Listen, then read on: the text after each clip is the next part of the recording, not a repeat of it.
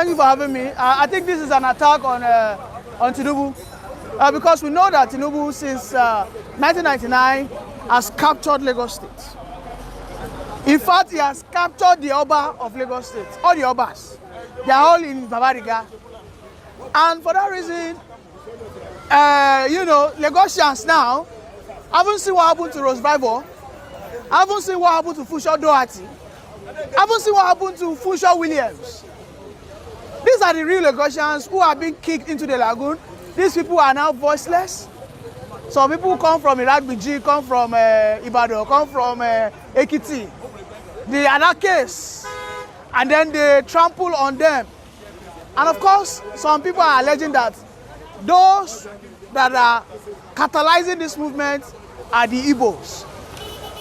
That the Igbos are the one telling the real Lagosians that how can you be looking that someone will come from Osun State? There are claims that the Igbos are fond of advising people, but they don't advise themselves.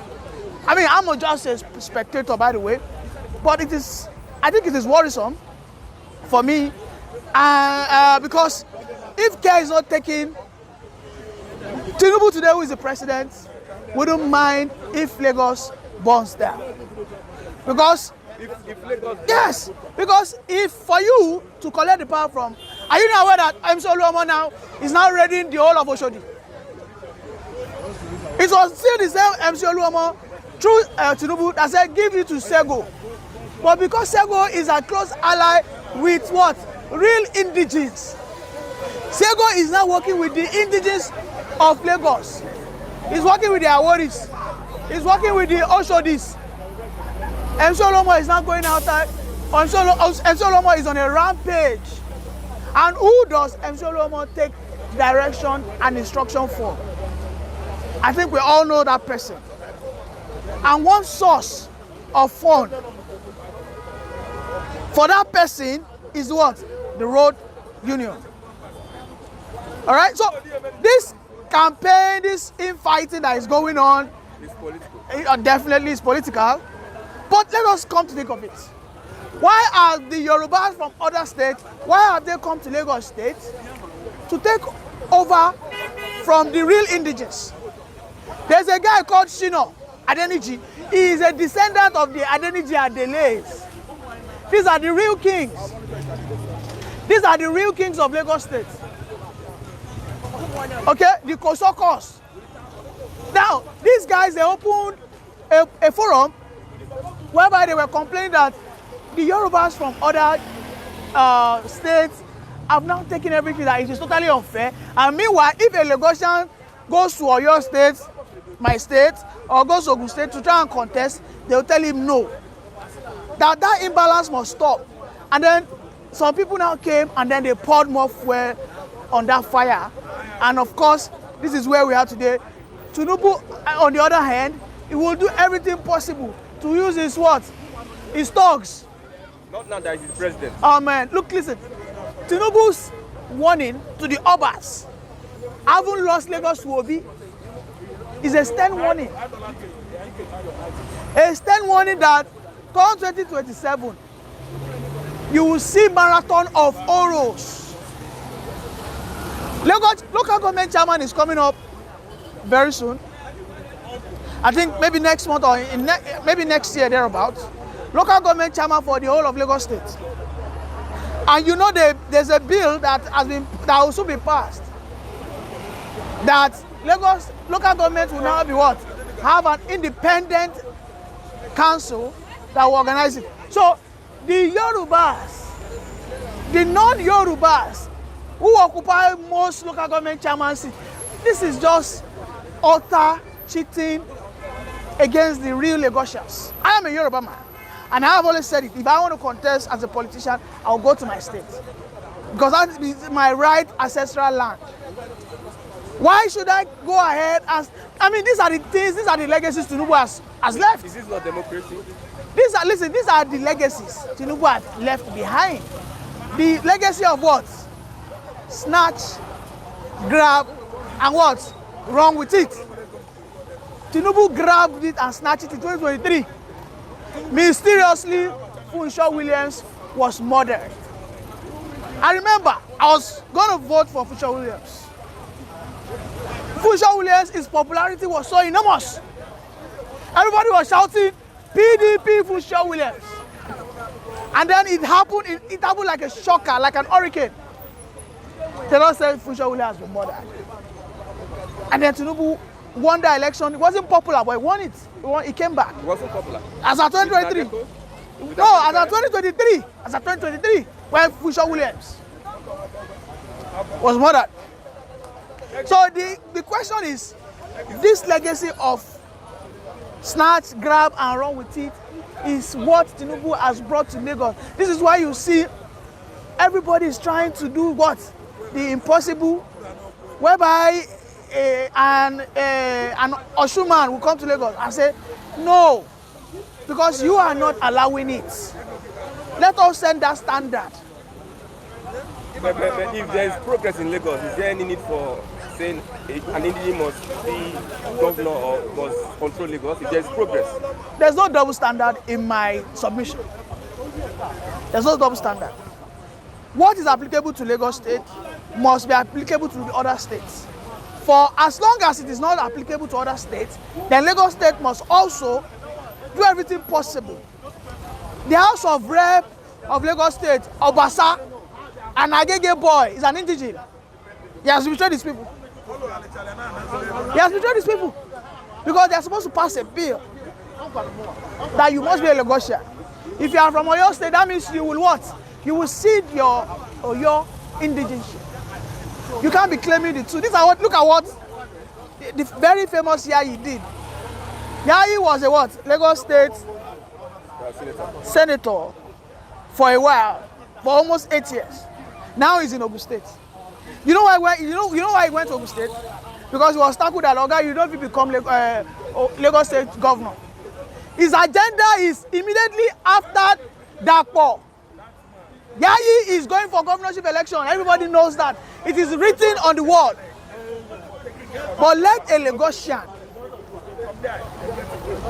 a person like Ambode, having seen his competence, go to Ogun State and say want to contest for governorship. You will hear the history. Ogun State is not going to be any. You cannot come from Lagos State. But now that Lagos State is sending everybody back, those from the other Yoruba states are crying. I don't think they can pull this off.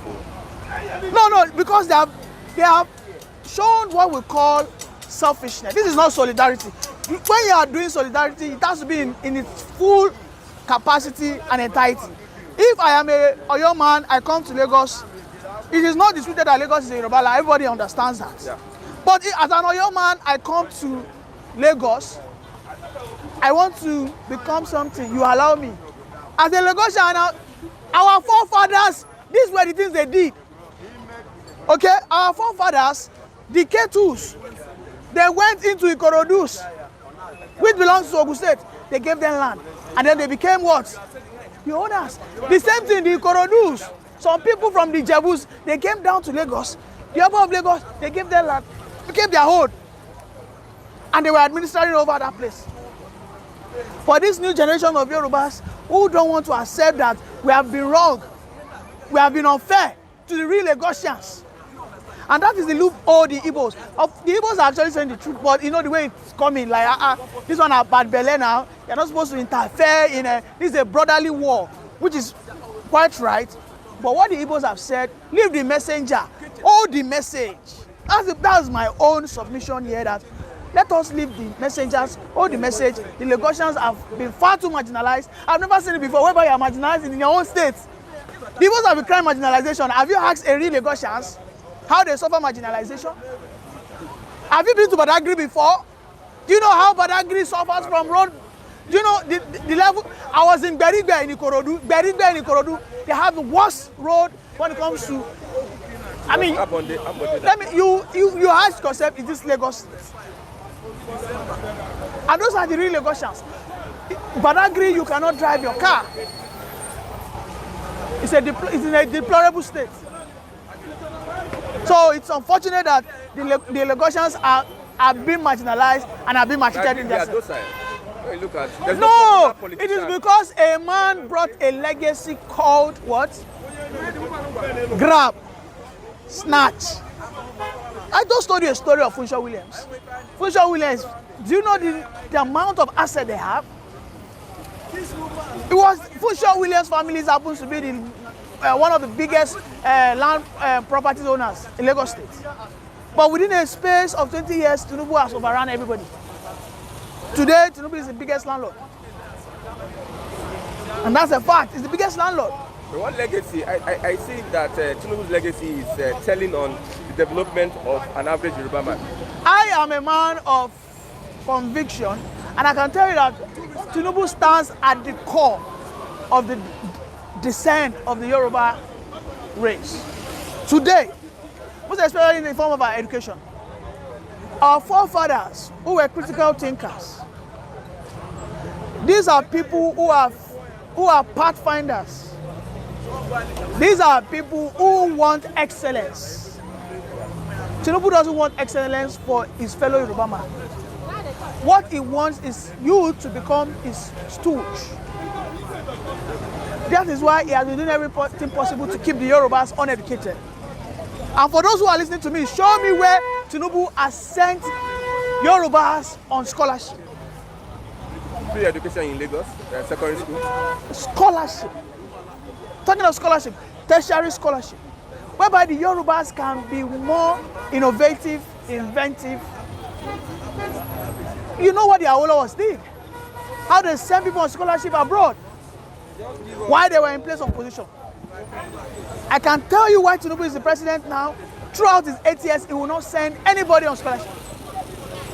Because he wants to keep you, that poor person, so that he can manipulate you and control you.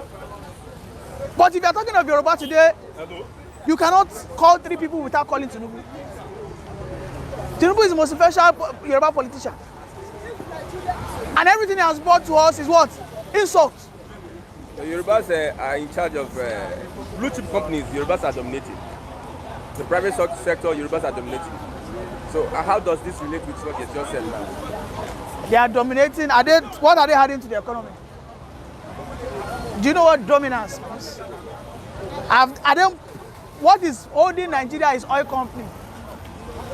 The flour mill held by, I can't recall his name, Otedolas company, and the likes.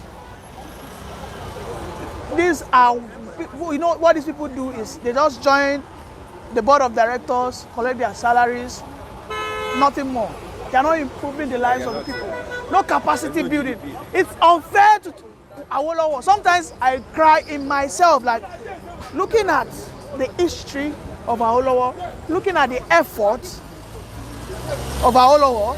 I made a video sometime whereby I said that the fall of Yoruba education is why the Igbos today have a say, and why the Igbos can confidently say that they are ahead of the Yorubas, which isn't a lie, because the Yorubas over the years have had terrible leaders. They didn't take that legacy, that torch of education, that hunger for knowledge. Awolowo was a staunch knowledge seeker. You have to sentence him. They are not doing that. They are using all this to intimidate this guy, passing a message to any future Nnamdi Kanu that if you think any other Nnamdi Kanu exists, these are the consequences, the persecutions that you probably face. So the Nigerian judicial system has been rightfully disgraced, and they have been rightfully put in their place. You know, it was immediately Peter Yako was disgraced by Nnamdi Kanu. 2 days later, Very Dark Man came out. Very Dark Man came out and said, Bobby Risky, that we thought was sentenced, was not sentenced. The 6 months we thought he was languishing in jail, this guy was in a rented apartment, having a life of his own. The judicial system down to the prison system, to the policing system, You can see. So the BSS that cannot go and pick up Yaya Bello. Oh, Yaya Bello is now a needle. Oh, Yaya Bello is now a tiny stone in desert that we cannot find. It is those that are ready to defend the truth the DSS are always what? After. It is unfortunate that Nigeria, as of today, has become a comedy of its own, and yet they want to celebrate 64 years.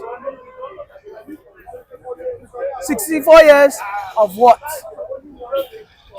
Of nothing but of shame, but of lawlessness, of retrogression, of poverty, and at the end of the day, of a wanton insecurity. Thank you for having me.